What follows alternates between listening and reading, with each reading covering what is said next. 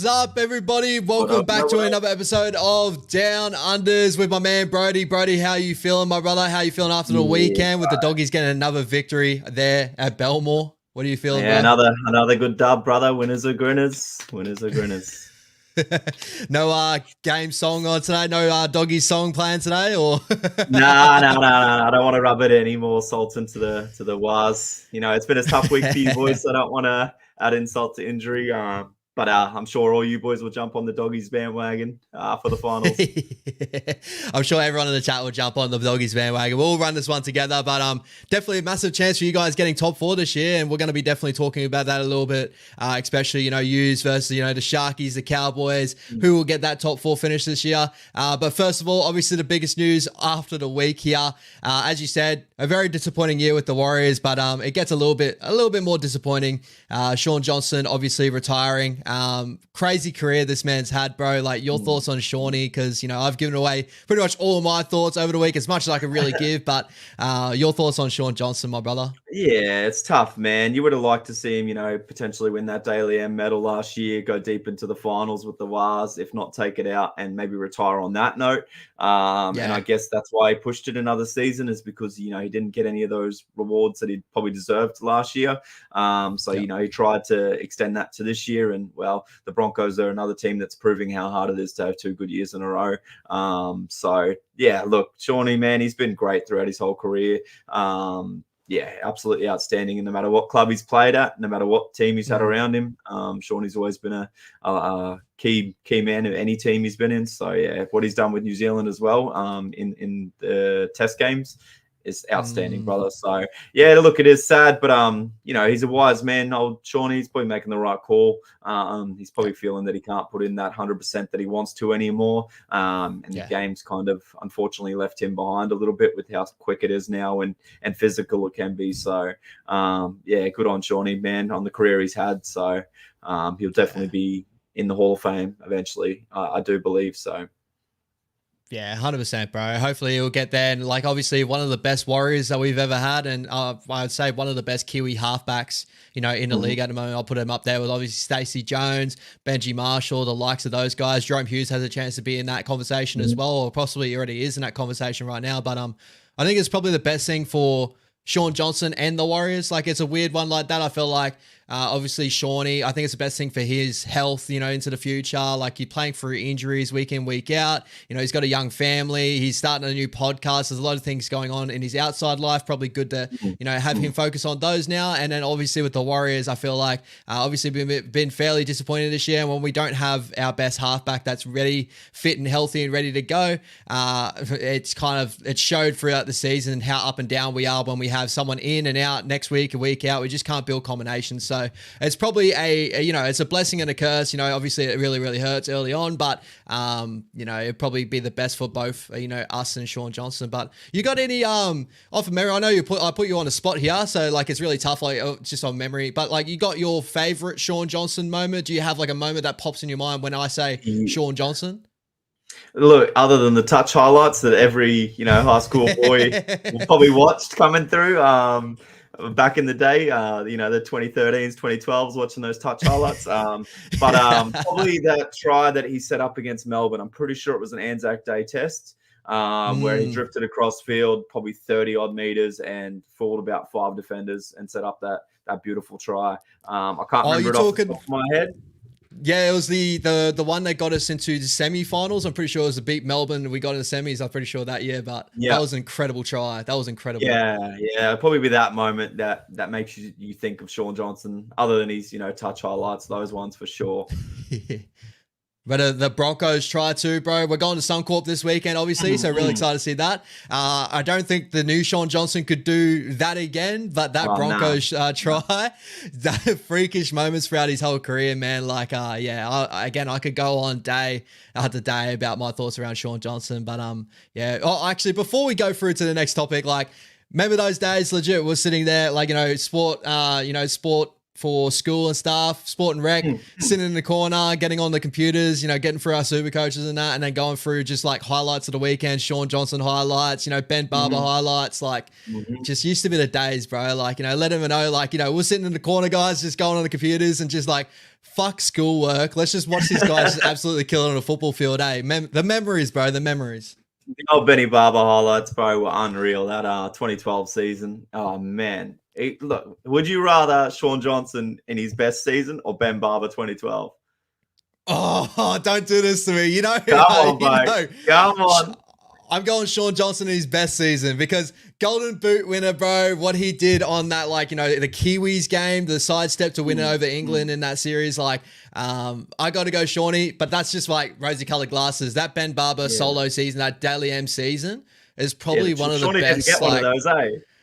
Oh, he should have, and you know he should have, and you know he should have. Oh, bro, but that Ben Barber season though, that's definitely up there for one of the best individual seasons of all time, right? Like, remember, just like legit every highlight every weekend, like would come into like school and be like, "Did you see this try? All right, let's watch it right now, bro." Full field tries. He did a couple on us. He did like, you know, a couple on Melbourne. Like, remember those times? Like, just a complete freak of nature, old Benny Barber. But yeah, Shawnee, bro, that sucks, man. It's the farewell tour now. On the way out, we got 4 games left. You know, the Dolphins game is up next. So, guys, if you're coming out to Suncorp, whatever, and you know, come to watch, you see me and Brody out there, come say hello. We obviously love a good chat. And Shawnee, if you're watching this, you're probably not watching this, bro, but you know, come sign some stuff for the boy. So wishful thinking. Wishful thinking, bro. Wishful thinking. But let's get through some other big news. Obviously, the other massive news I want to get and talk to you about. Obviously, the Hall of Fame class has been named, and we got a couple of coaches. You know, started the Hall of Fame class. So we got Wayne Bennett and Jack Gibson. Obviously, Jack Gibson was a little bit before our time, but we've heard all the stories around Jack Gibson, what he did for the Parramatta Eels, like one of the greatest coaches before, you know, the like the new era. And then we're talking probably about the greatest coach in at least the new era at the moment, or definitely, you know, there's an argument for that with Wayne Bennett. Your thoughts on Wayne Bennett getting the Hall of Fame, and also, you know, Jack Gibson, your thoughts around that too? Yeah, look, I don't know too much about old Jack Gibson, but it's a great honor, I guess. You know, he probably did so many good things that to all the older boys, like, you know, my dad's generation thought that he was the it coach. But for us, yeah, it's got to be Wayne Bennett. He's probably the greatest coach of all time. It's kind of hard to argue with that. Whatever club he touches, you know, the worst Queensland side ever, got the job done. You know, just the stats stack up for him, man. It's an honor for old Wayne Bennett, man. He's well deserved as well. And it wouldn't surprise me if he takes the Rabbits to the grand final next year, man. He's just got that influence over his players. No matter whatever team he's got in front of him, man, he makes something out of it. So, yeah, well deserved. Unreal. Yeah, 100%, man. Like, you know, we even spoke about it this year, like the things that he's doing for the Dolphins. You know, he set up the Dolphins from their first time in league, you know, almost got into a top 8 finish last year. Injuries were the really thing that held them back, you know, due to their depth and stuff like that. This year, they're slightly falling out of the 8 at the moment, but they're still holding up some really good performances. So talk about over the weekend, like 40-34 against the Roosters. But the Dolphins came into the game with a lot of, you know, key outs and stuff. And even during the game, you know, Osako and all that getting injured, you know, people had to step up in multiple different positions. Like, it just shows how good of a coach he is there with the Dolphins. But, you know, on a side piece, he's also got the Rabbitohs on the call and saying, like, you know, this player here, what's going on there. So very impressive, bro. Very impressive. But your thoughts obviously on the Dolphins, again, letting a game slip here, 40-34. Like, do you see them like maybe continuing to slip out of this 8? Do you see the Dragons being the one to really come home for the top 8 finish? Like, the Dragons seem to be the one there right now. What's your thoughts around that at the moment?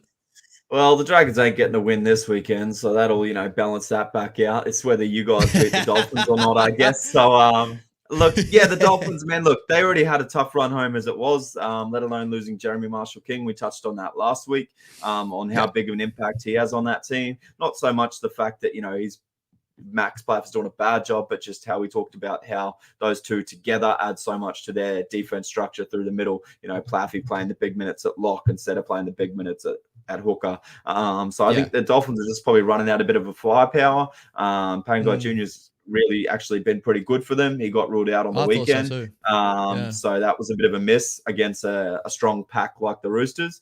But yeah, I think the Dolphins will continue to slide out of the 8, especially if they do lose this week to you guys, which I think, you know, you guys have got a really good chance. Surely you guys turn up at Suncorp as you always do. With Shaun, he's announcing his retirement. I think you guys be ready to fire and play for him. But the Roosters, man, that's pretty disappointing of them to leak as many points as they did.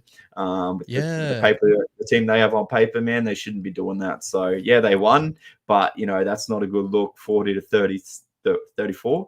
That's man. Against a side, as we just touched on, like the amount of outs there, obviously missing Jeremy Marshall-King, who's so vital to their attack. Like, you know, Tavita Pengai Jr., I agree with you. I think he's actually been really, really solid for the Dolphins there too. And the Roosters really like allowed 34 points to be scored. And I think there was a moment there where the Dolphins looked like they had the momentum to almost come over the top of the Roosters. Just a couple of things that kind of went the Roosters' way that ended up, you know, kind of sealing the game for them. But I don't know, they're so up and down, the Roosters, and we've spoken about this before, like our thoughts around them, and like, you know, them as top 4, but they should be leading the comp, like with the team that they have on paper. And even when they have outs, they have guys that are just going to fill in those spots, and like Joey Manu just comes back, and that's ups the level of that team significantly. Like, your thoughts around them at the moment? Obviously they still can keep getting wins, coming up against they got the bye this week, so that, you know, they another week off, another couple of points. But are you seeing them being a premiership threat this year, or are you still kind of waiting to see really your thoughts around the Roosters at the moment? I won't consider them a defensive threat until they tidy up their defense. You know, come finals, the amount of points that are scored gets, you know, slimmed up a lot. And if you don't fix your defense come final time, you will lose the game. Unfortunately, you lose momentum. You don't get as many line breaks. You don't get as many bounce of the ball that the Roosters have been getting to score 40 points, you know. It's about the points you defend more so than the points you can score. I mean, like, when's the last time you can think that Penrith had somebody put 34 points on them? Yeah, nah. You can't, right? Like, when's the last time? Oh, well, Melbourne actually this year has actually leaked a few more points than they normally do as well. But, you know, that defensively sound systems, they're the ones that are going to go a lot better in the finals. Yes, the Roosters can score a lot of points and blow you off the park. But, you know, if you get the first trial two on the Roosters, you know that they're going to just go to shit. You know, there's too many superstars in their team to the point where they're just waiting for somebody else to do something. Whereas you got teams, unfortunately, not unfortunately, like the Doggies that just work. They show up, they work. It's next man up. Same with Melbourne. Same with Penrith. They got players out. The next guy comes in, takes over. So the Roosters might have that bad situation of too many superstars, and they're sitting back going, you know, we've got this. We're going to win the game. He's doing his job. He's going to score his 3 tries. They're not showing up every play, and to get 34 points scored on you. I know the Dolphins have got a lot of points in them, but man, they need to tidy that up before they think they go deep into the finals this year. I think at this stage, I still take Penrith over the Roosters. Yeah, you still think Penrith will probably be the ones to take this one out? Like, Melbourne Storm seem to be around about there. Is there any like smokies? Obviously the Doggies and stuff, but would you say that like Penrith is probably the sure favourites at the moment still? I think you have to go with either Penrith or Melbourne. Melbourne are only just finding their groove still. I know they had a loss on the weekend, a close one. But, you know, Bellamy's going to have them fired up, and they'll put a cricket score on the Rabbits this week. But, you know, Munster, Pappy, Grant and Hughes have probably played 3 games together this whole season. So if they stick strong, injury-free this back end of the season, I think Melbourne will be tough come finals time. And then, you know, the Cowboys are a bit like the Roosters for me. They can score a lot of points, but they leak too many points. So obviously I'd like the Doggies to go really deep into the finals. I don't see the Sharks going too deep into the finals. I think, it's either, you know, Panthers or Storm for me at this stage. Yeah, we'll may as well touch on the Doggies, bro. 22-18 over the Raiders, like a really good victory, as in like me and you have spoken about, like the Raiders seem to be a bogey side for you at the moment. And it's just a good time that you guys get over the Raiders, get over that little hump after earlier on this year. Obviously the Raiders getting that comeback victory against you guys at Magic Round. Getting it done at Belmore, and all the fans that are out there, like the scenes were absolutely crazy. Your thoughts on like your odds maybe for top 4 finish, and is there anything you're not liking about the Doggies currently right now, or are you kind of just really enjoying the ride of the Dogs, hopefully running into the finals, hopefully a top 4 finish? The top 4 finish I'm not too stressed about, as long as we make that 8. You know, there's still a chance we can fall out of the 8 as well. So I think as long as we, you know, get that 5th, 6th, get a home final, I'll be happy with that. I'd love to get fourth, and I think Cronulla might be on the slide with the news that Trindle's out. They're playing Blakey Brayley at half this week, so that's going to be big for them. With the form that the Titans are in, good chance that they roll them. The Cowboys coming home strong. But for the Doggies, man, look, I couldn't be happy with how they're playing. I had those bit of worries 2 weeks ago when we went down to the Cowboys. We've since, took our attack up another gear. I couldn't be more happy with that, to be honest, man. It's just beautiful to see. The scenes at Belmore were unreal. So, and I'll be definitely wearing my Doggies jersey on Sunday, even though it's Suncorp. I own that place at the moment. Whether I wear my Blues jersey, my Doggies jersey, I can wear whatever jersey I want there. I own Suncorp this week. I love to hear it. Broncos I love to hear it. But talk shit. Warriors don't get to talk shit. Queensland don't get to talk shit. I love to hear it, bro, because it's been a long time coming. But how quickly has expectations probably grown around your side? I think it's very similar to what I felt like with us, obviously last year. The year before that, we had one of our worst, if not our worst, season in in the NRL. I'm pretty sure we end up finishing second last a couple of years ago. The last year of that COVID year, we came back home for last year, and we had the performances that we did, got top four, and the expectation that got put upon us from that really good period there, which I thought that we were amazing last year. But how quickly the expectations turned. And then with the Dogs this year, it's very, very similar. To start off this year, I probably think that you would probably be your expectation was just get out of that bottom four sort of race and start building to become a top 8 team in the future. Just sit around the top 8. But where it's come all the way to, you guys are fighting for, I keep, talking about it. I know you're not too worried about getting top 4, but you are fighting for a top 4 positioning. That's incredible. I know the expectation has probably grown now to be all right, I want to see more. I want us to get there, but also think of the short time period that you guys went from. You were second last year, worst defensive year that you've had as a Doggies unit, and you've completely turned it around to one of your better defensive teams that you've had in a long time, and also fighting for a top 4 finish. The expectations, what are you thinking? How quickly that changes, eh? Yeah, literally. Everyone, if your team gets knocked out, basically, Doggies are going to be a team you cheer for. You go for that underdog team, the ones that have come from the slums last year, right up to making the finals. It happened with the Warriors last year. You're exactly right, man. As soon as, my team was gone, I was like, bang, I want the Warriors to win. I want the Warriors to take this comp out. It's just that feeling you get around the club, the culture, and how hard you see they have worked, and to get where they are now. But yeah, for the Doggies, man, they must be fit, because what I've noticed the last 3-4 weeks, probably even longer, they've been playing with 16, bro. They're not using Hip Boy at all, really. He played, I think, 22 minutes 2 or 3 games ago. Other than that, bro, they've been just running with the 16 and leaving that one bench player not playing any minutes. So they really back their fitness and their structure. And man, it's great to see. Josh Curran's been outstanding for us, filling into any role he really could. I think he might be out this week, which is a bit of a worry. But next man up. It's just the mentality the Doggies have, and it's a great mentality to have. You can tell it's really come from that Penrith system, just like you guys with Webby. Same with us with Seraldo. So I'm excited, man. Very excited.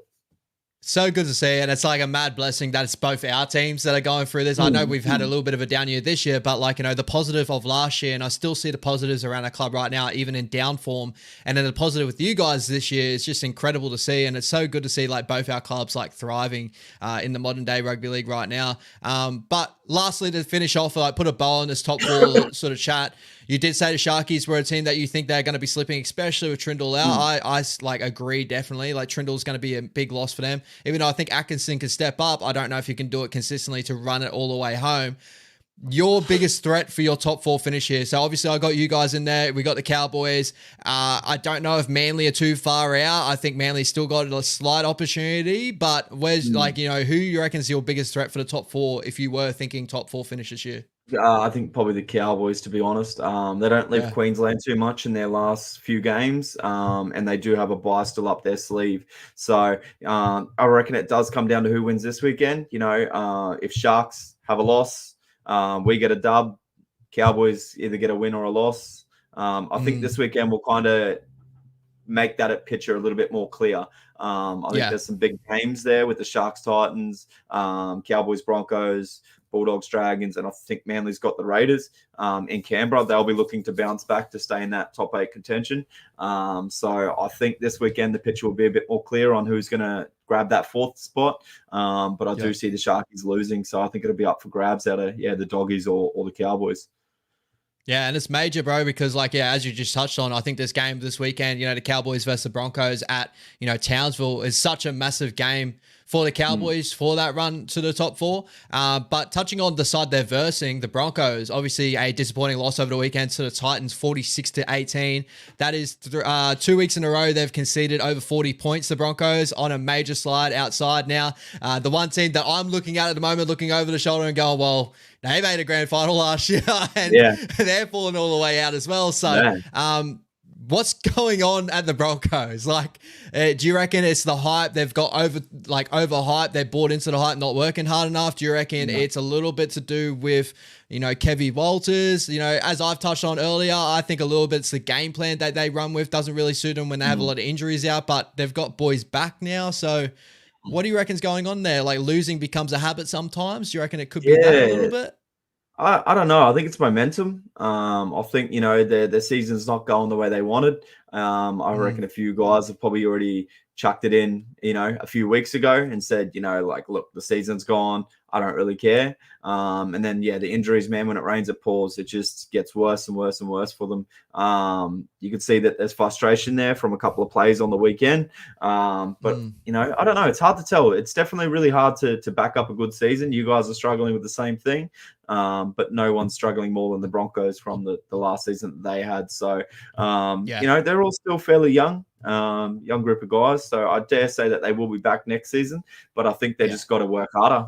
They can't rest on their morals the last season. I think that's happened a little bit, maybe buying into the hype too much and the cameras instead of just getting down and playing hard footy. Yeah, 100%. Very similar to kind of what might be happening with us as well. I understand that. I keep bringing up that we've had a lot of injuries this year that have hampered a lot of combinations, cohesion, that sort of stuff that I felt like we've lost from last year. But also, there was a big hype that was stowed upon us, after the year that we had last year, that we added 2 of us to share, Kurt Catewell, very, very big experienced players that we thought were going to take us to another level at least. And obviously it didn't pan out that way. The expectations are just eating us alive. And I think with the Broncos, I think their heart's been broken because they had that really nice win against the Newcastle Knights and everyone was like, here we go. This is where we're thinking that their run home's coming.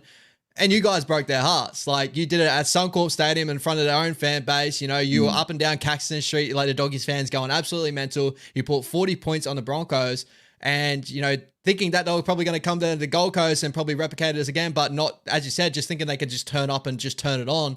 It just doesn't happen that way. I think you got to work twice as hard. So it's really disappointing to see. But again, you're 100% correct. They're really young. They just need to fix it and tweak a couple of things and they'll be back in that sort of run again. It's just a consistent theme seems to be for the last couple of seasons of teams, peaking, getting to that grand final, getting to finals, top 4 finishes, like the Cowboys hitting top 4 finishes, then falling out of the 8, and Parramatta hitting a grand final, falling out of the 8. The Rabbits doing exactly the same thing. There's so many teams, there's so many narratives exactly the same. It puts more into the bank of the Melbourne Storms, the Penrith Panthers of the world, but they consistently just sit in that top 4 finish. That's just mental. And we all dreamed to be that club, right? In the future, it's it's really where we want to be. So, hopefully, they can turn it around. I know, a lot of people probably don't want them to turn around too, but they're good. They're a good young side that when they do well, is obviously a big fan base that gets around them. So, but lastly, bro, talk about the the Gold Coast Titans and also the race for the 8. I see a lot of people obviously still thinking the Titans definitely got an opportunity. They've got a tough run home as well, but you see the Dragons sitting there in top 8, obviously after their big win against the Melbourne Storm.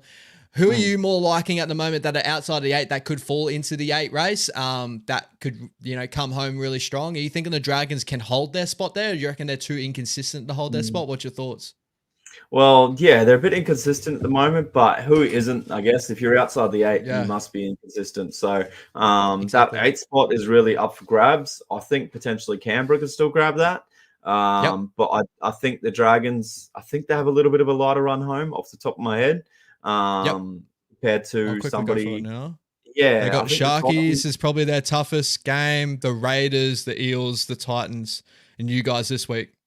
Yeah, I think that's a pretty light run home, even if they do drop this week. But with the consistency that those guys are in, you know, I don't know. What's Canberra's run home like? They're another one that might squeak in. They have, from memory, they had a tougher run home. So they got Manly this week. They got the Cowboys. They got the Panthers. They got the Roosters, and they got the Dragons. So they got a really tough run home. So don't worry about Canberra. It's the Dragons' spot to lose potentially. It really is. So, but you know, even if the Titans don't make the 8, man, they've got this is a great building steps for next year. Nobody expects them to do too well this year. They started off not doing too well, but you know, Des finally has found that consistency there. You know, they've been hit with injuries at the start of the year as well, losing their captain straight away for the whole season. Man, that's tough to do straight away. Somebody that, you know, led you guys all through preseason, thought was going to lead you out onto the paddock the whole year round, to come down with the injury he had. On top of that, they've had Brimson, Campbell week in, week out. Their halves changed like 6 times in probably 6 weeks at those first few rounds. So they're finding that consistency now, man, and they've got a lot to build on. So but better believe that the Titans are definitely a top 8 threat for next year. That Keanu Kinney, man, is unreal. He's been unreal, bro. And like, you know, we'll definitely touch on him a little bit shortly when we go for our teams of the week, because I think that we'll probably have a consistent one. Keanu Kinney was absolutely incredible there too. Easy, bro. Easy. Lastly, you know, any hope, there's mathematically a chance for us to make the top 8 still. Right. But after last week's performance, I probably can't see it. It just, that makes it even more frustrating when you see a lot of things that are going our way at the moment. Obviously, the Sharkies losing Trindle. We got the Sharkies on our last game into the finals. Obviously, the Dolphins falling out of the 8 now. We got a chance to, you know, put them to the sword now. And like, if we won a couple of those games early on the season, or even if we just, you know, won what we were supposed to win against the Eels and, you know, stuff like that, like, we would have had a really good run home to bring it home and get in that top 8. That's what makes it even more frustrating about the year that we've had. Like, mathematically, we still have a chance, but we just don't see it, right? Oh, bro, I think you're still dreaming, eh? I really do. Like, I love your honest feelings that you think you still got a chance, but bro, to make everything to go perfect, I really don't see it happening. And Jazzy, brother, you know what? We probably will rest all of our players because we get to play finals, so you guys can have that win in the last round. we'll throw our reserve grade team out there. Obviously, the big one for us is, like, you know, we got Manly at 4 points, which always, for me, I chalk up as a loss. But we got you guys, the Sharkies. So, yeah, it's going to be a really tough run home there. The Knights are another team that could be another one there. Do you see them having any potential on their run home? A decent game against, you know, the Penrith Panthers, but they still got the similar problems that the Knights usually have. It's like just having the halves merry-go-rounds, somewhat like an inconsistency, as we just touched on before. Everyone outside the 8 is very inconsistent. Their run homes, the Tigers, the Sharks, the Rabbits, the Titans, and the Dolphins. A fairly good run home. Do you see them have an opportunity to do that top 8? For me, I don't understand why they're not playing Will Price. You know, he played 2 games with them, or 3 games with them. I think they won 2 out of the 3, and they stick with the old shit that's not working. So that doesn't make sense for me. So no, I don't see the Knights having too much of a chance, especially with Bradman Best still on the sideline. I think he was a lot of a flare to their left edge attack, and I think they miss a lot without him. I did forget about the Dolphins. I think that, you know, they got a tough run home, but they've shown that they can beat some tough teams. So if they do win this week, they've definitely got a good crack at that top 8 as well. So yeah, but the Knights, bro, I'm writing those guys off. Yeah, I'm probably in the same boat as you. Fuck, man. We had the perfect little run home this year if we were able to get it all together. That's the most frustrating part as a Warriors fan, but it is what it is. We'll build for next year. Fish is coming over. We got a big fish, mate. We caught a massive fish, so we'll bring him over to New Zealand and hopefully get up next week. But anything else you want to talk about? Any other news around the league you really want to touch on at the moment? I don't think there's anything crazy popping out of nowhere right now. Any retirements right now other than Shawnee? No, I don't think so. Other than that, just keep buying from Penrith. Seems to be the way to go. Yeah, just like keep Steven Triton, brother. Oh, man, goat center feel already. Free. Brian Toto, feel free. You know, there was rumors earlier on like he was leaving, so feel free. All right, guys, we'll go for our. Yeah, he's a good man. He's a good man. All right, guys, we'll go for our team of the week. Brody, give us your team of the week for round 22, my brother. Yeah, easy, brother. Keanu Kinney straight away at fullback. I don't even need my list for that one. 2 tries, 2 try assist, a line break. Jojo Fafita on one wing, 3 try assists, 3 line breaks. I think he got 1 try. I think I wrote down 3 tries for some reason. 3 tries? He did get 3 tries? He did get 3 tries, yeah. Oh, unreal. Stephen Crichton, bro.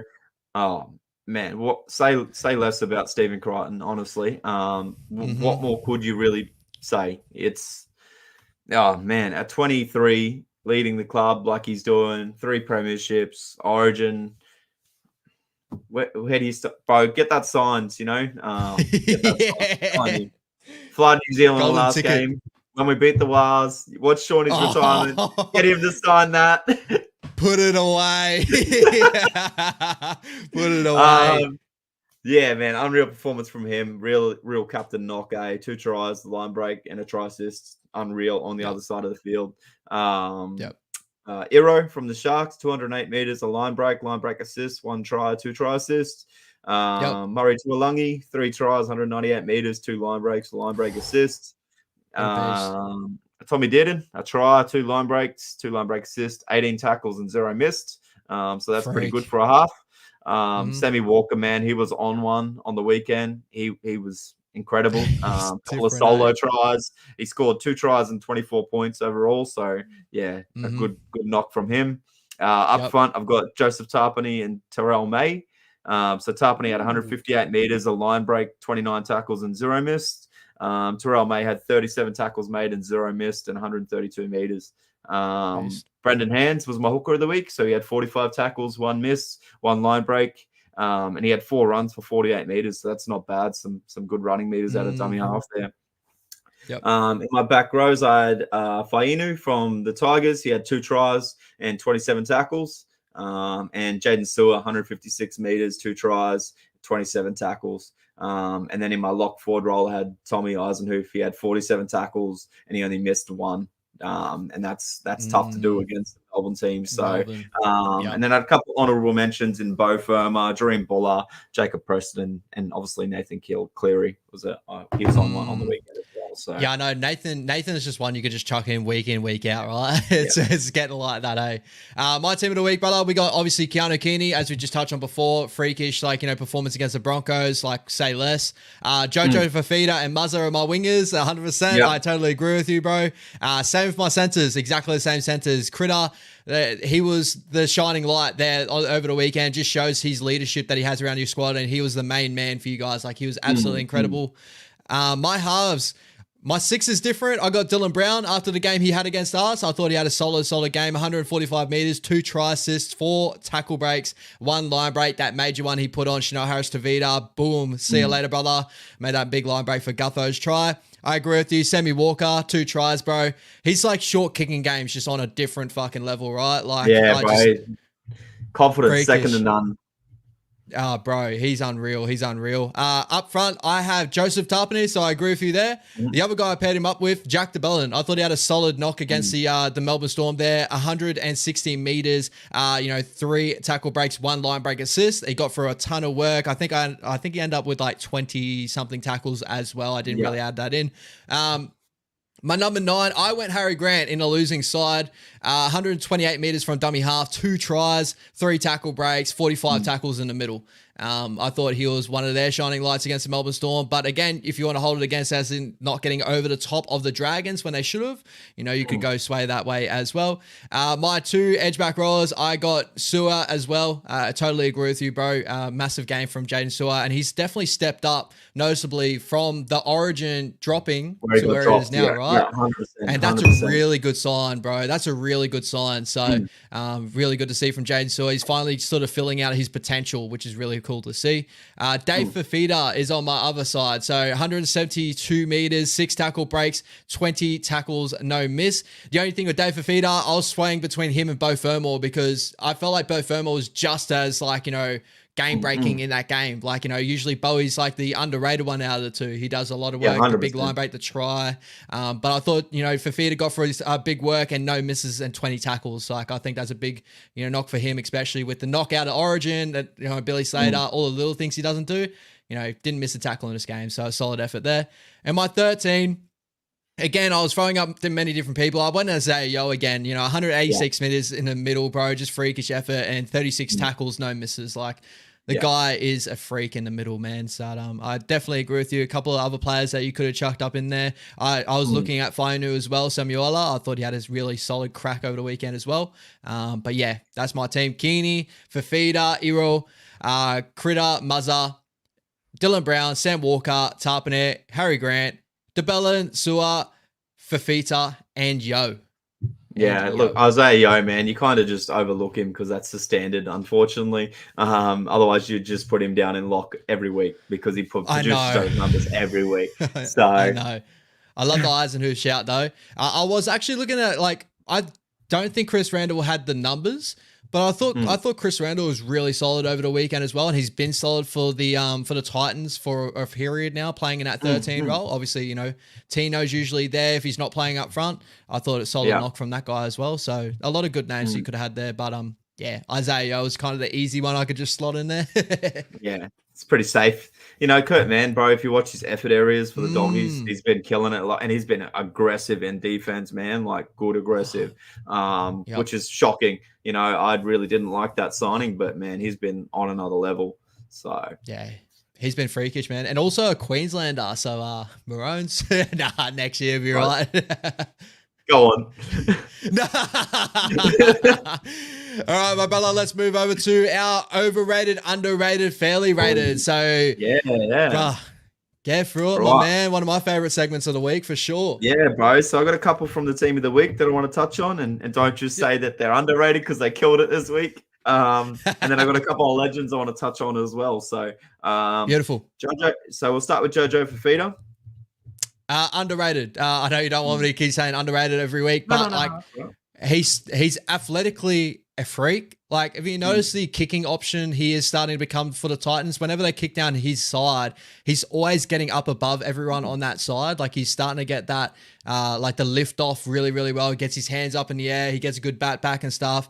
He's always been hard to handle, but he's starting to put consistent performances back to back. So I think he's really underrated, a really good outside back that the Titans have nicked there. Yeah, I agree. You know, all the hype is on AKP on the other side.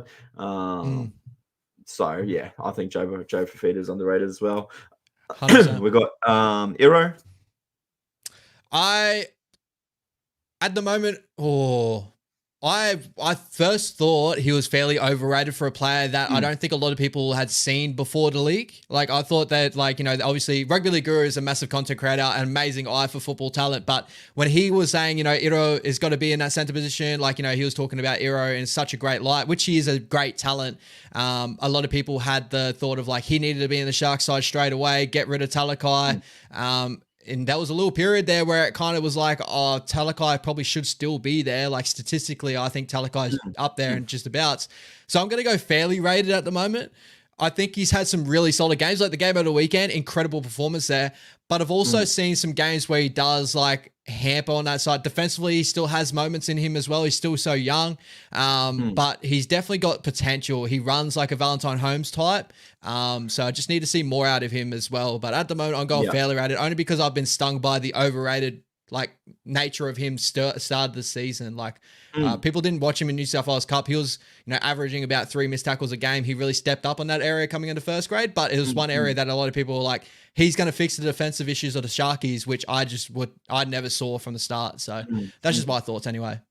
No, you're right. I was leaning towards overrated as well. He's starting to find his own in first grade, and that's not a knock on him. He's a good player. He's got a lot of talent, but I'm only saying overrated for the same thing. You know, Talakai was absolutely killing that center position last year. He got picked for Origin, you know, because of the form that he was in. And for the Sharkies to quickly drop him to a bench role to chuck in Eero. Must have been a lot of hype around him, and he just didn't live up to that for me. But, you know, he's starting to find his feet. He's got the talent there, but it's about putting it all together. So, yeah, I definitely think I'm leaning towards overrated there, but I'm starting to see that he is fairly rated. So, and then my next one is Terrell May.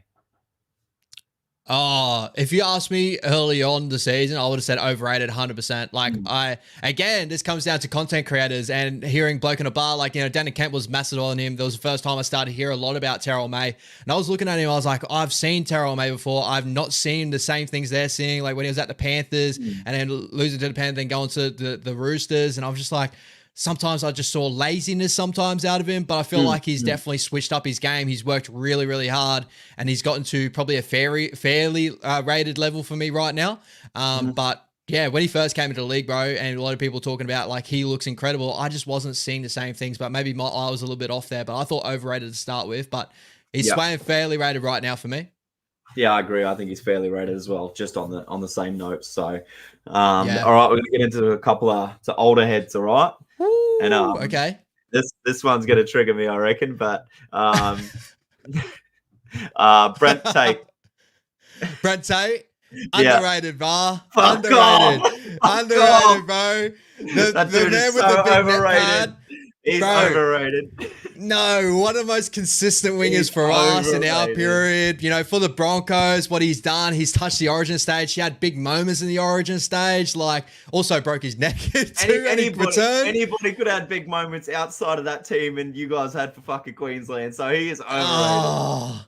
Oh, I don't know, man. I don't know. Like, think of like he came to the Warriors, bro. He was one of our standout players for that period. Then the late 2000s. Average, man. Anybody could have been a standout for you guys as well.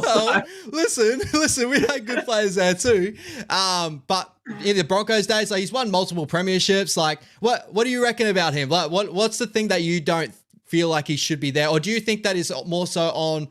Do you hear a lot of people say he's like one of the greatest centers of all time? Is that where you're coming from, or where are you thinking? Yeah, I kind of put him in the same light I put Darius Boyd. You know what I mean? Like, okay, everybody thought that he was this, he was that. Just he made Queensland, he did this and all that. But you know, if you took them to an average club, they wouldn't be as good. You know what I mean? And if you put anybody in their positions at the times they were in Queensland, they would have killed it just as much, in my opinion. With the team that they had around them. So that's why I'm leaning towards, you know, overrated for him. He wasn't doing the stuff that, you know, wingers and centers are doing nowadays.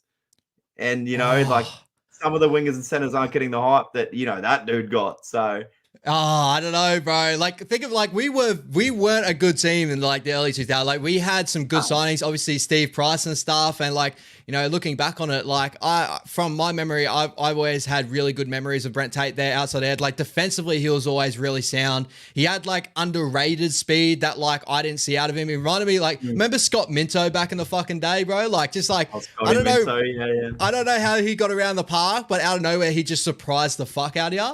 Brent Tate continually did that. And I think that may be to the reason why everyone kind of does love him a lot more is like, he just looks like a knockabout bloke, a normal bloke that's going out there and killing his job.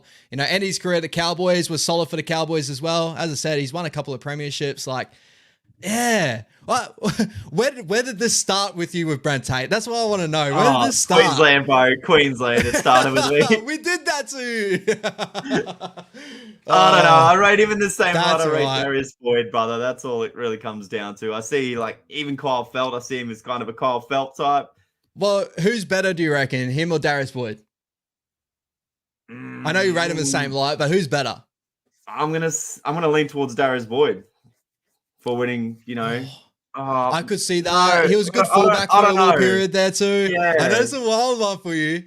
That's tough. We'll put it this way. Do you rate Jack Reed?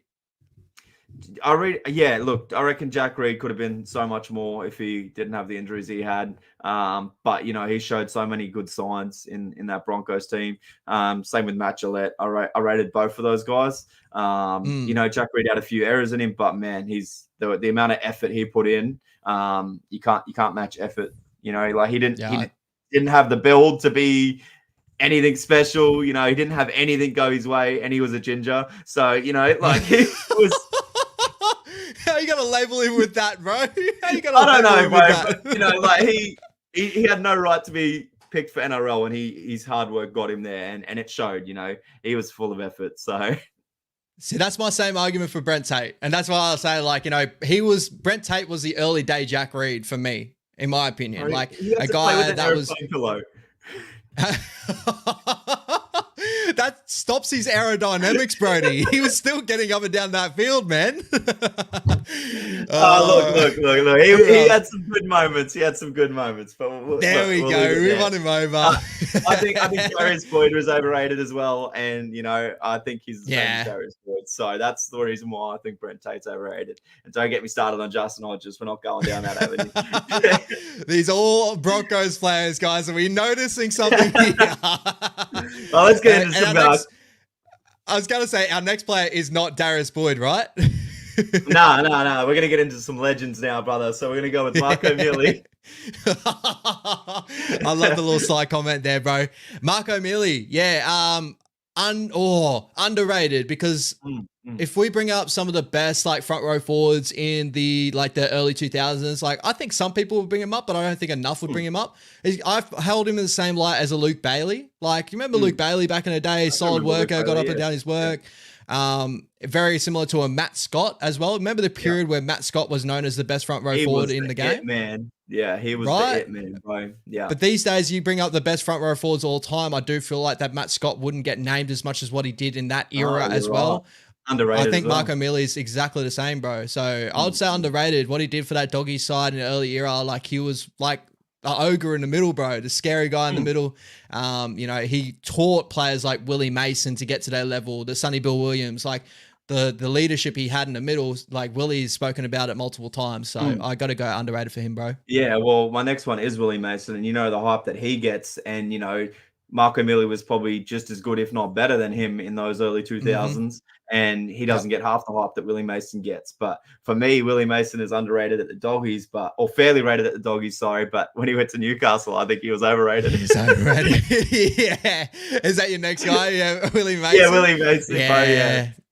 Bro, at the Dogs, I thought it was definitely underrated. I think that over his career, obviously people started to figure out like, you know, he had a big name for what he did at the Dogs and it went around everywhere. And that's what got him contracts left, right and center. Like he left the Super League, came back to the Knights. I think that was a little bit of a like Wayne Bennett holding up the white flag and be like, come Willie, come. We need someone in this forward pack. And it's good to hear those stories, but I'm going to say fairly rated. I think, you know, everyone that knows Willie Mason, what he did on the football field, was a great football player for the period that he was in. I think that later on in his career, it definitely wasn't the best Willie Mason that we've ever seen. But early on in his career, I thought he was a really top-notch forward that we had in the middle, especially for Australia as well. 100%, brother, 100%. All right. Next one for the Waz, brah, Ryan Hoffman. Ooh.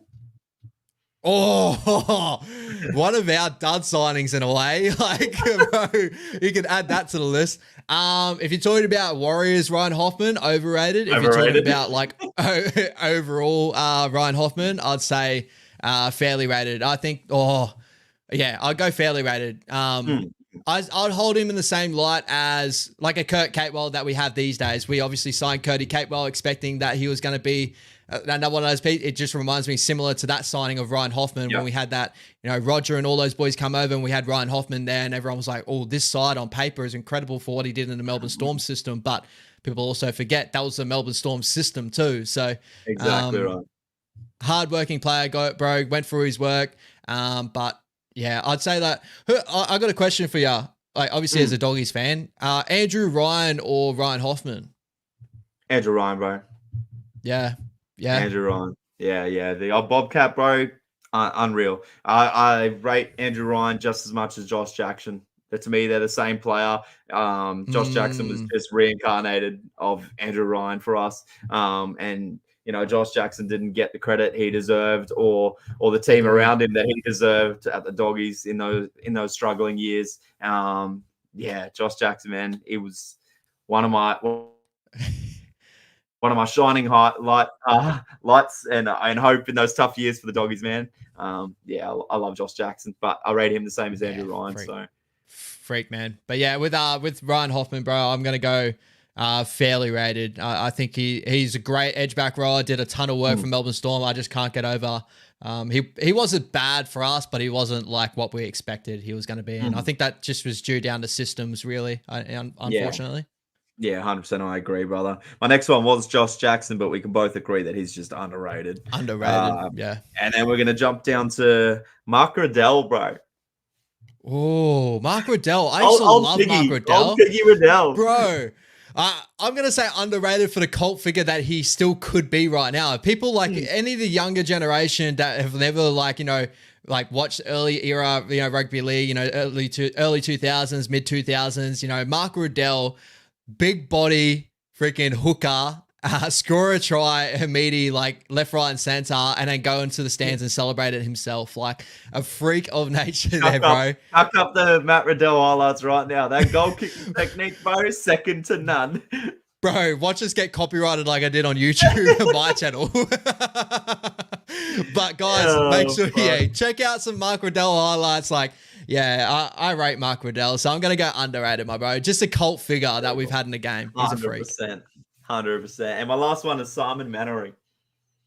Oh, underrated for sure. Like, bro, for what he did, for the Warriors, a lot of people, this is the thing is like, when we talk to the Warriors, like all-time Warriors teams, I think a lot of people would want to put Simon Mannering in there, but like probably would sway because we had the Wits of the world, we have Cambians, even like Tohu, what Tohu's done for our club as well. But Simon Mannering's up there, bro. Like one of our best captains we've ever had in the middle, came from an edge, played in the middle, hard worker. Legit, he's so similar to players that you've had in the past, as you said, like a Josh Jackson type and that don't get the full credit because the flamboyant players get a lot of the credit. And agreed, like I love Shaun Johnson as the best of them, but a guy that held it all together, was definitely Simon Mannering, bro. Absolute freak of nature, just in an accountant's body, but got down and dirty and did the hard work in the middle. I agree, brother. Couldn't agree more. All right, my man. I want to throw a couple back your way, bro. I want to throw a couple back your way. So my first one, I feel like I know where I'm sitting with all these guys here, but Moses Leota for the Panthers. Bro, underrated. Man, Fish gets all the knocks.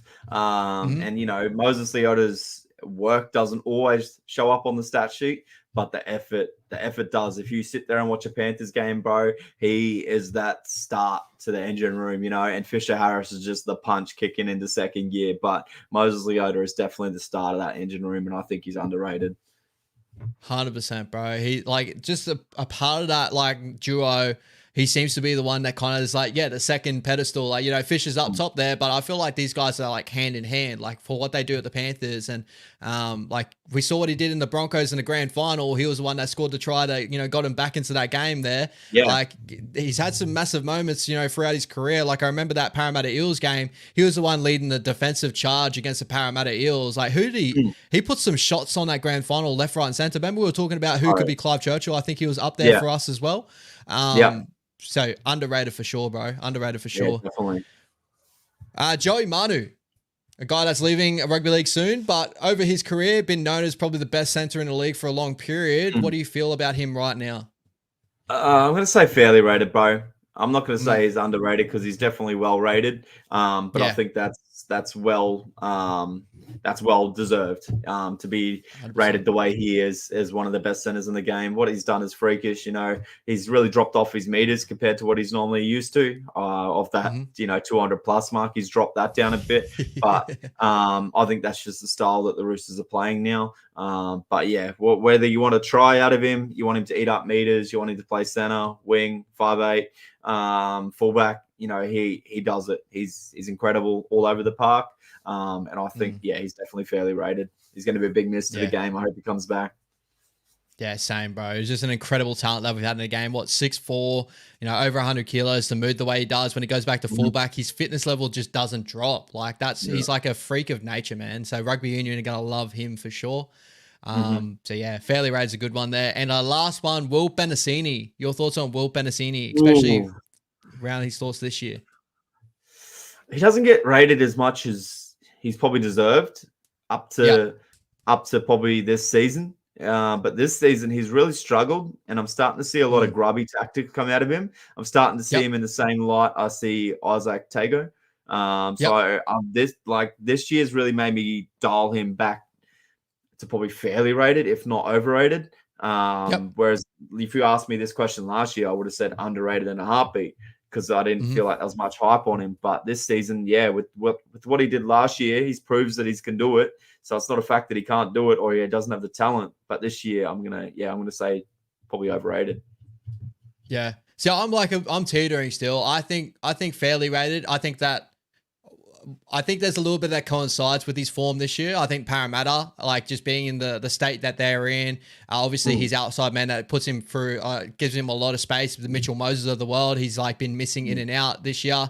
But agreed, like he's a player that had a bit of hype there, not as much hype as other centers in the league, but was starting to grow into his game. He really found himself there. This year's kind of been a bit more of a mellow year for him there, but I still see him, especially with a good system around him. Hopefully Rilesley gets a really good system in him and defensively he grows again and becomes really consistent. He'll be around that like underrated to fairly rated range, but that's where I sit with him right now. But I can understand where you're coming from with overrated too, because when he got to the heights of like when the Parramatta Eels were at the grand final, there was a period where he was really underrated, but people were starting to go, oh, here's a guy, here we go. And then now it's kind of like teetered now. It's like kind of stayed horrid, like everything's standard right now. So 100%. I see.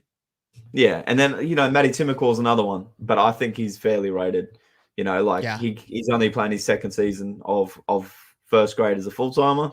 And he's a bit like Penasini, come onto the scene out of nowhere, showed all this talent, and unfortunately hasn't really delivered this season. So, but yeah, we'll see what they bring next season. Hopefully they can find some good form. Both being so young, they could be future talents for sure. Yeah, they're both guys I have like right here, eh? Like I don't see 100%. one. I see moments where one's better than the other, then I'll see other moments that the other's better than that. You know what I mean? Like I think Matty Timoko's tackle breaking is like on a different level, but I also think like Will Penasini's got that in his locker as well, and his footwork's 100%. There too. So they're both like, yeah, I agree. They're both on the same level, and they're the two that are probably pushing the new era of centre after, you're seeing obviously the Joey Manus and all that come through. And Critter's definitely the head of that era right now. Like Critter's still so young for what he is. Yeah. But those boys are definitely coming up underneath that. But that my three, my bro, Moses Leota, Joey Manu, Will Penasini, really good ones. Yeah, nice. Bro. I like it. We may as well filter over, bro, to our Guess Who segment of the week. As we do, we give Brody our Guess Who. We got 4 people tonight. We got halfback edition, and all these guys have had ties to Shaun Johnson. So this is why I wanted to do it. Obviously, Shawnee was retiring, and that may give you a little bit of an insight to where I'm going here, my bro. So that might be a little bit of an easy one for you. But the first one, our easy level, and I even told you before the show, I think this easy level might be a little bit harder than what I actually think it is. So you told me this last week. Yeah, right. Well, you killed it last week too. You killed it. All right. So he started off at the Sharkies from 2011 to 2013. Then went to the Warriors at 2014 to 2015, where he was paired up with Shaun Johnson. Then went to the Sharkies again, 2016 to 21. He went back to the Warriors in 2021. And then went to Cowboys 2022 to 24. And he will be going somewhere else next year. Yeah, 100%. There you go, baby. There's the easy one. What gave it away? Sharks was definitely gave it away for me. And I know he played with Shawnee over there in NZ. So and obviously going to the Roosters next year as well. I didn't want to give away the Roosters because I felt like that was going to be a layup right there, but you had it on a tee. Yeah, no. And if he's still playing to now, there's not many halfbacks from 2011 that are still playing now. So bit of a giveaway. Legit. All right, next ones are guys that are out of the game now, so this could make it a little bit more difficult. This guy is an absolute legend, so let's see how you go here. So he started at the... it's going to give it away straight away. Started at the West Tigers from 2003 to 2013. Then he went to the Dragons 2014 to 2016. Went to the Broncos 2017. Then went back to the Tigers 2018 to 2020 and finished at the Rabbitohs. He also, represented New Zealand, one of the best halfbacks probably in our era. Who you reckon it is? Oh, Darren Lockyer? Nah. Benji Marshall. Yeah, bro. The Darren Lockyer from Whakatane, baby. I think it's by Ryan. Yeah. Here it is. But it pretty much gave it away with the West Tigers to start with. As soon as I saw it, I was like, fuck, he's going to get this straight away. All right, my man. I think everyone might forget that he went to the Bronx for that 1 year. You know, that and that's one why I thought I was me off a little bit. Yeah. That's what I was thinking. I was going to switch you up on the Broncos look, but this one may get you a little bit. I'm thinking anyway. So started off at the Melbourne Storm 2009, and then he went to the Warriors 2010 to 2011 to 2012. Then went to the Roosters 2013 to 2015. Then went to the Sharkies 2016 to 2017. It is 100% it's James Maloney. I thought I was going to throw you off. I was going to go Panthers, Catalans, and he ended up with some other club I can barely name. So that's not well done, brother. Yeah. All right, and welcome to the hard section. So this is a guy that I don't think has had a massive name around the game, but I definitely remember him, fondly. Started off the Broncos from 2002 to 2006. Then he went to the Sharkies 2007 to 2009. Think deeply here. Went to the Warriors 2010 to 2011. He was the guy that got injured that gave Shawnee his shot in the jersey. Then he went to Hull FC, went over to Super League 2012 to 2013, and he finished up with other Super League teams. So Castleford, Whitehaven, Shrewsbury. So he finished out his career. So the main ones you got to think about, started with the Broncos 2002, ended his NRL career in 2011. Oh, I know him, and I know his face. Mm-hmm. I just don't know the name again, like Luke Prittis. Not sure if there's any real ways I can kind of like throw anything up, but no, I don't. I know his face. I just don't know his name. Mm-hmm. Fuck. Oh. I know you know this one. This is going to the years that we're playing Rugby League 1, Rugby League 2. Actually, it would have been in Rugby League. Where did he start again? He started at the Bronx. He started at the Broncos. He was fairly successful at the Broncos. I'm pretty sure he won the Premiership with them in 2006. I don't think he was starting half that night from memory, but anyway. He went to the Sharkies, which is an underrated part of his career as well. That's a lot of people don't remember. Played 39 games for them. He was at the Warriors for a shorter stint, bro. So 22 games for the Warriors. And as I said, he was the injury that gave Shaun Johnson his start. Fuck, actually, I think I'm well off. I don't think that guy I'm thinking of played half. Yeah, he was definitely a number 7. And played in the I always thought that this guy had a stint at the Dogs, but he didn't. He didn't from memory. I don't think I'm going to get it, bro. You don't think you're going to get it? Final 206. See if there's anything I can give it away. There's a couple of indiscretions he had, as a rugby league player does. Yeah. His first name is Brett. Brett. Yep. Nah. Brett Seymour, my brother. Brett Seymour. Remember Brett Seymour? If this is the dude's face that I'm thinking of, I'm going to be pissed. Look up Brett Seymour, my bro. I actually fairly rated him earlier. And then, for us, he didn't have the greatest stint. It's not the dude I was thinking of. Who the dude are you thinking of? I'm wondering that now. He played for the Warriors. I think he might have played hooker for you guys.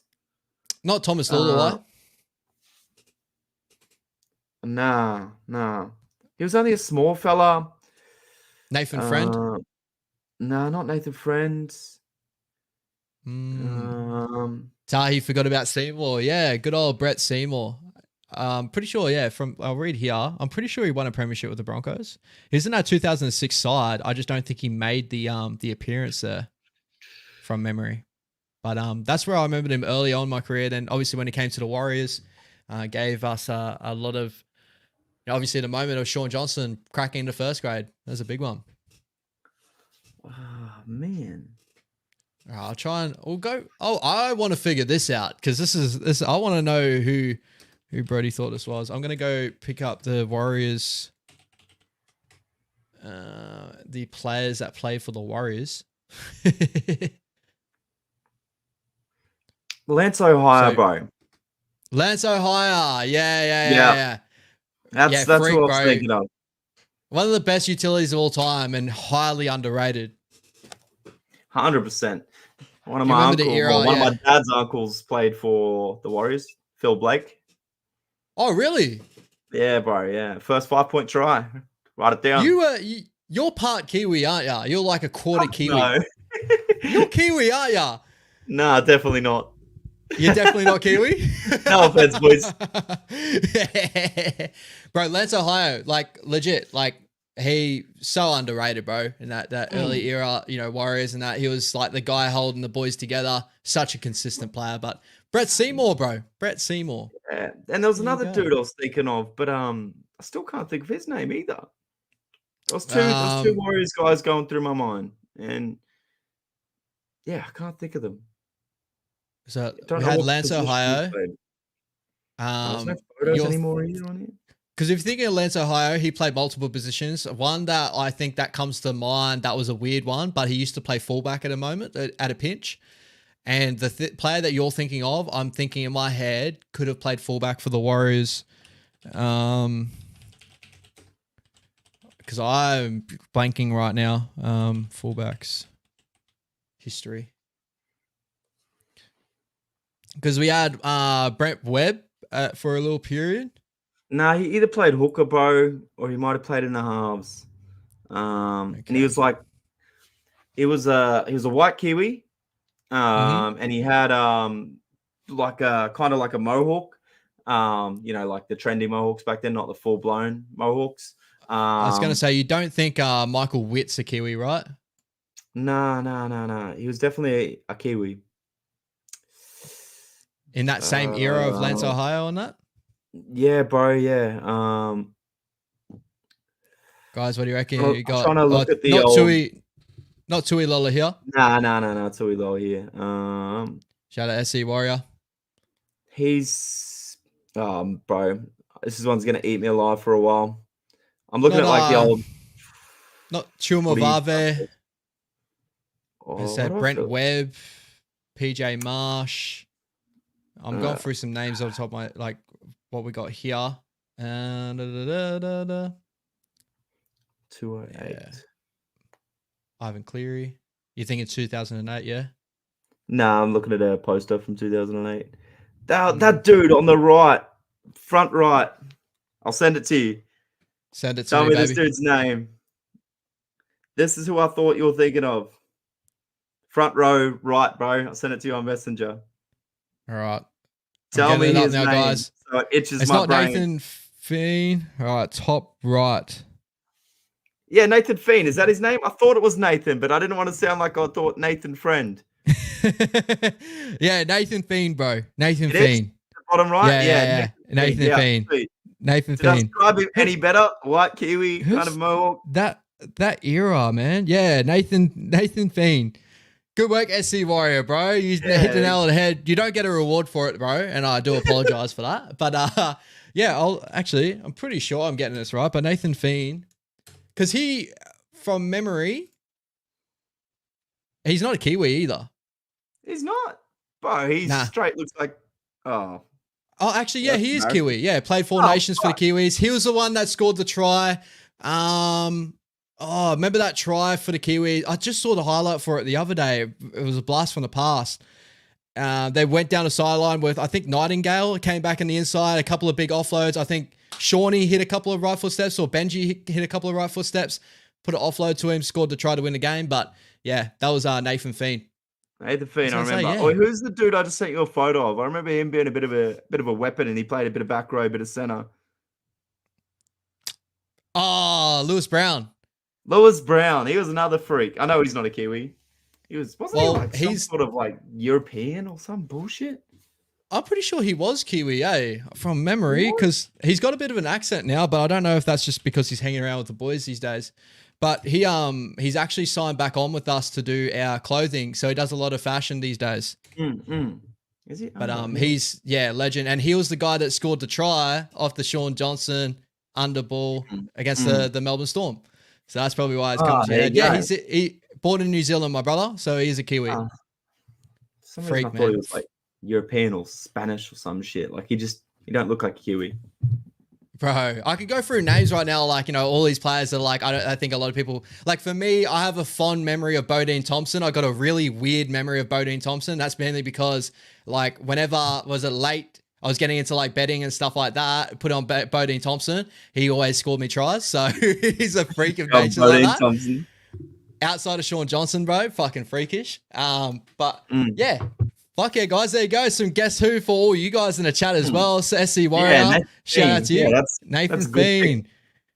Good man, good man. All right, my brother, let's run through our weekend this weekend. Our Punters Paradise, guys. As I say, before we go through this, obviously we'll be giving away our bets for the weekend. So make sure you gamble responsibly. Don't go crazy on the punt this weekend. Make sure you set a deposit limit when you get around to it. I won't be saying any numbers or anything. As I said, I'm pretty sure the gambling hotline is different to every different country out there, but make sure you gamble responsibly. Brother, first game of the weekend, we got the Rabbits and the Melbourne Storm. Obviously, Eli Katoa's a massive out for the Melbourne Storm, but for the Rabbits, a massive in. Cody Walker looks like he's returned from injury. Which way are you swaying to way in this contest here? Obviously, a core stadium at Sydney. Do you think Melbourne are just going to do it and do it well? Yeah, on this one, I think Melbourne will put a bit of a cricket score on the Rabbits. So, but just before that, bro, I think we will touch on last week, which we got, I got 5 out of 8. Yes. And we didn't get any bets up. I didn't get any of the punts up last week. Nah, neither. I think Melbourne kind of ruined that for me with the performance they put on, but I'm going to double down on them this week. Yeah, how many tips you get this week? Last week, sorry. Yeah, brother. 5 from 8 as well. You know, that's above positive, you know, above halfway. Obviously, we like to get those 6 7s. But yeah, there we go. Nad's in the chat, bro. Welcome, Nad. You're like an hour and 12 minutes late, brother. You're gonna have to watch it back, bro, to see all the slander he said about the Dragons. It's like, nah, he was all right. But yeah, bro, what do you reckon in this matchup? What are you feeling? Yeah, bro, yeah. Melbourne, 13 plus. And my multi for this one is Will Warbrick anytime, Ryan Pappenhausen anytime, and then Pappenhausen, Grant Anderson, and Warbrick to combine for 3+ tries, and that's $3.20 on your Thursday night game. Whereas any league fails, money back. So lovely. I'm with you there, bro. I think the Melbourne Storm will do it and do it well. Just Melbourne after the loss last week. I think Bellamy will have them up and cranky for this one. And Munster, you know, I've got Munster in Supercoach, so Munster go big for me this weekend, please. I think you will, brother. Hopefully, brother. Next game, we got the Titans versus Sharkies, my bro. So AJ Brimson again finds his name in the reserves sheet. Does he find his way into this lineup? I'm not too sure. No other massive notable names coming in here for both sides. Obviously, big notable out for the Sharkies. No Trindle and no Braden Hemion-Uele. Who are you swaying towards there? Does that sway you more so to the Titans with obviously Trindle out? It does. Stadium. Yeah, it does for sure. You know, the momentum's been with the Titans as well, and I think that's why AJ's finding it hard to find a spot back in there. I mean, like, who do you drop for him? Everybody's been playing great for the Titans, so I'm going to roll with the Titans. I'm going to go with the Titans 1-12. But multi will be David Fifita and Sione Katoa anytime try scorers, and that's $4.75. Oh, I like it. $4.75, guys. Jump on that one. I think the Titans actually a good value there, $1.50. You know, it could be a little bit shorter, obviously, with the Trindle news being out. Blake Brayley has been named that halfback role, but last time I've seen, I think both Cam McGuinness and him switch out defensively on that side. So expect a lot of lines be running down that side either way, being both middle players playing on an edge. Next game, bro, we got the Parramatta Eels versus the Panthers. Is at CommBank Stadium. Can the Parramatta Eels go back to back after the big win last week, or do you reckon the Panthers will come really, really strong? Obviously, the Parramatta Eels are a little bit of a bogey side for the Panthers in years past, but what do you reckon? I think that the Eels always come they show up against the Panthers, but I definitely think the Panthers will win. I'm going to go with the Panthers -8.5. And my multi for that one is Jerome Luai anytime and Casey McLean anytime. And that's $7.50. Oh, I love it. Jazzy, my bro, I see you here. Ash and Brody want me to put you on a spot with a little possibility, I'm guessing. But throw you a very cool and interesting question. Throw away, Jazzy, while we go through the tips, and I'll read it out very, very shortly. So keep an eye on that. I'm with you here, bro. I'm going to go to Panthers. I think that, great win from the Parramatta Eels last week. They were throwing the ball around willy-nilly. They looked really, really strong defensively for the majority of that game. But the Penrith Panthers are definitely a major step up than what we are currently with the Warriors right now. So definitely go on the Penrith Panthers there. Next game, we got the Raiders versus the Manly Seagulls. I think it's actually going to be a fairly good game here at GIO Stadium. Not too many big names in and out overall here. I think the biggest name is Haumole Olakau'atu is back for the Manly Seagulls on that edge back rower. Obviously been suspended from Origin. Your thoughts here, bro? Who do you reckon is going to get over in this contest? I think Fogarty might be a really good sway guy here. I feel like if without Fogarty, the Raiders, I possibly lose in my opinion. But with Fogarty back in, I feel like that gives it a little bit more 50-50 for me. What do you reckon?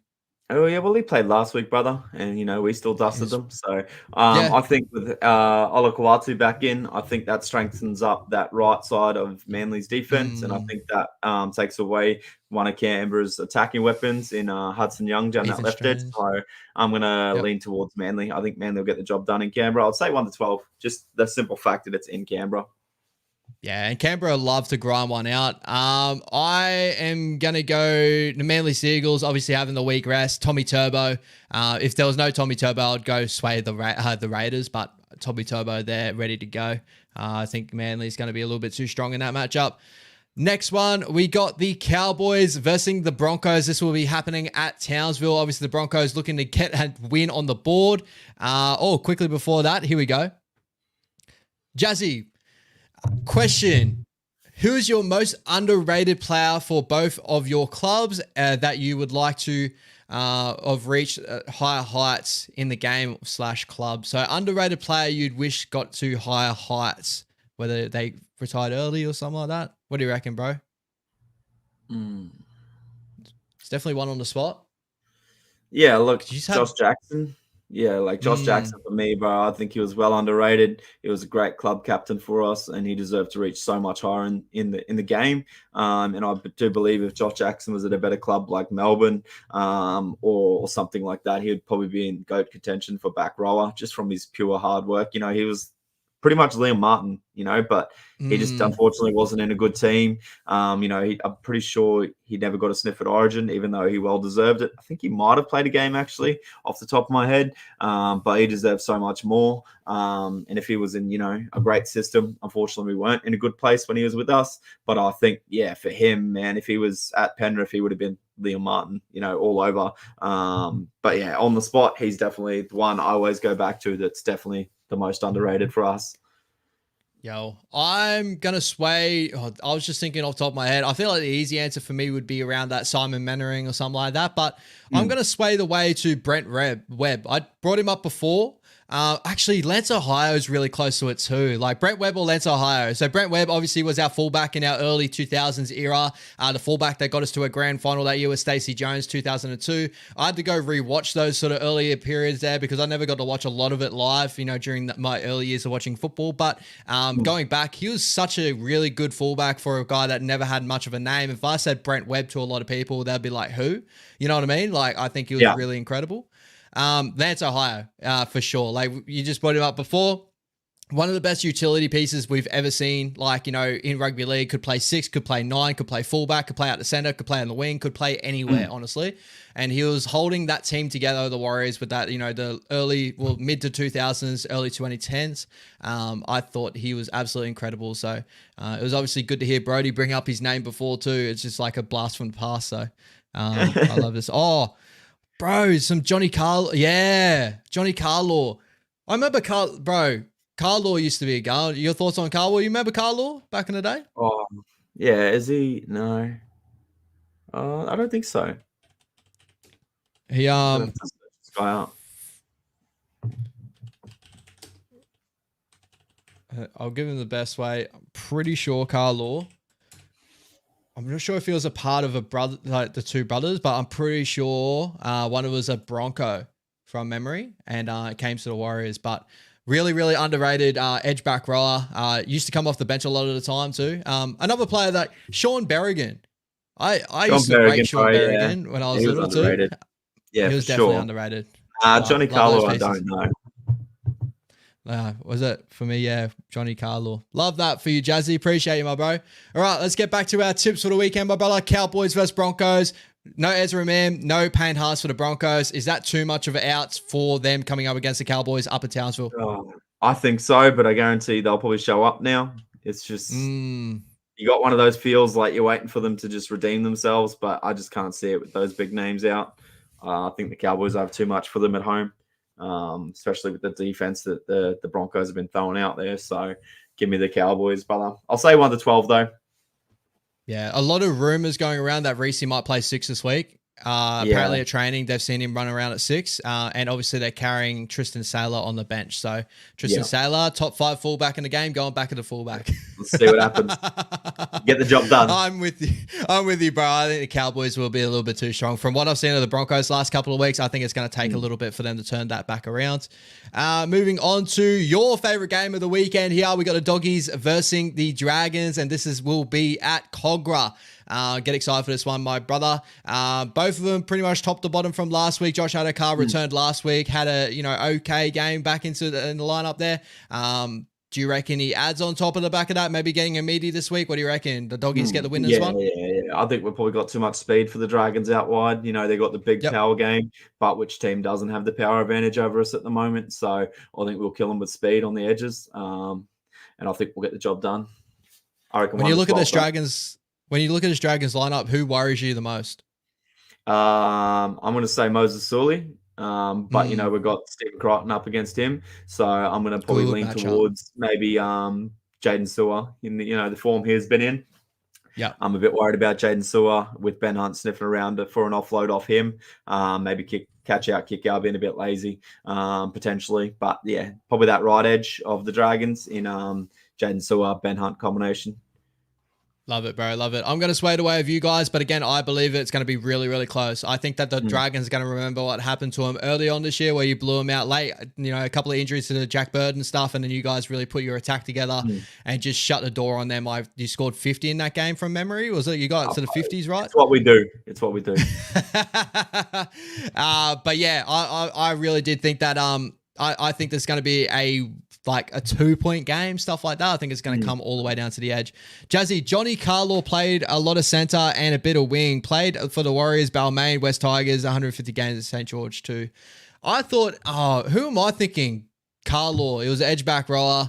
Played for the Broncos early day. Dane Carlo? I think it's Dane Carlo. I think you're talking about Jane Carlo, bro.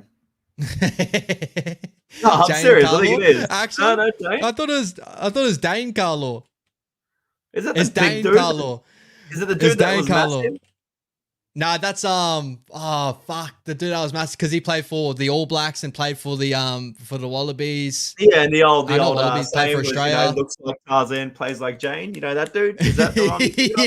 No, that's why I laughed. I was like, his name's Dane Carlo, and I thought you were calling him Jane Carlo because you think he's a bitch. But but that was that dude, bro. That dude. I can't remember his name though, but he played. I'm pretty sure he played for the Broncos and maybe the Warriors. He's honestly probably one of the most underrated players too. Because he played for the All Blacks, for the Broncos. He's honestly one of the only players in history that played and won premierships for pretty much everything he played. Like he played for the Maroons too. Fuck, man, that's gonna get me. Bro. Dane Carlo is the one that everybody said he looks like Tarzan but plays like Jane. Oh, well, it could be Jane Carlo, but no, the other guy that I'm thinking about on the top of my head, bro. Because yeah, Dane Carlo, I'm pretty sure played for the Warriors as well from memory. Oh, fuck it. He was like the original pretty boy, bro.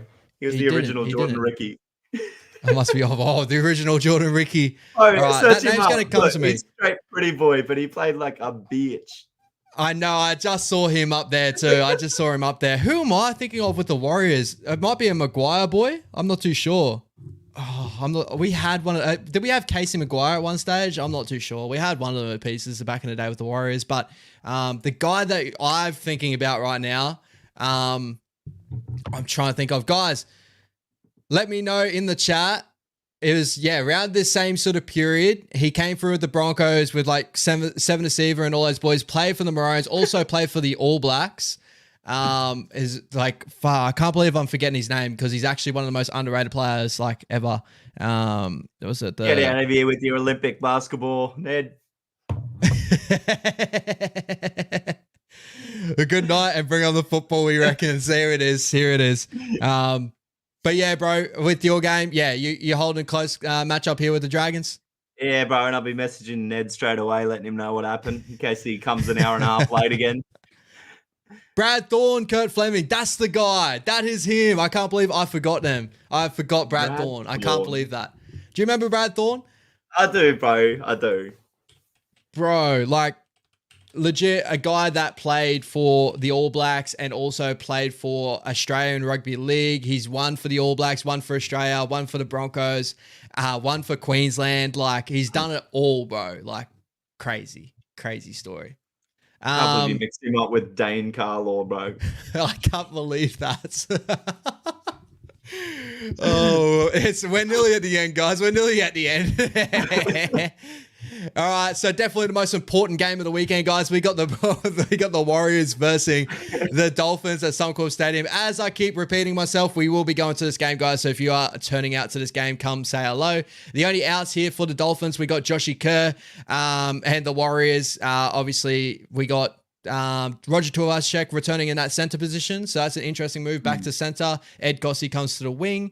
Dylan Walker's been named at 13, but will not play from my knowledge this weekend. He failed at HIA. I heard a story that maybe we're going to go for an exemption there, but I don't think we're silly enough to even try that. So I would say that Dimitri Sifakula will probably find his way back onto the bench here. Who do you reckon in this matchup, my bro? Just go in solid. It's going to be a tough game for us, bro. Look, I'm going to go with the Wars just on the fact that they love to play at Suncorp, and surely Shaunie's retirement announcement will bring a big game out of him. So chuck Shawnee on to score anytime. Wars 1-12. Yeah, I always got to back the boys. So, I'm going to be sipping the Warriors 1-12, but I think this is honestly like it's going to be a real close one. And like I can understand 100% like a lot of people going the way of the Dolphins. So we just got to shut down on the hammer. Shut down those key pieces. Isaiah Katola's got a really good kicking game behind him. But yeah, we need Shawnee to turn up. We need the boys to turn up around Shawnee as well.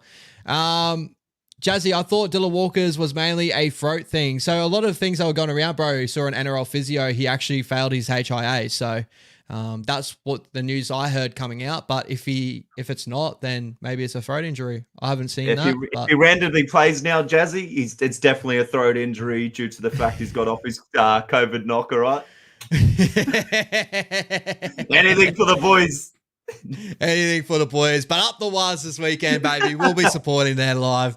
I'll do anything for the boys there. And last game of the weekend, brother, we got the Knights versus the West Tigers at Newcastle. Not too many outs here again, but Justin Olam's a big out for the Tigers. Obviously, last week getting suspended due to that send-off. What were your thoughts on that? Did you get to see that? Yeah, I did. Look, I thought fair enough.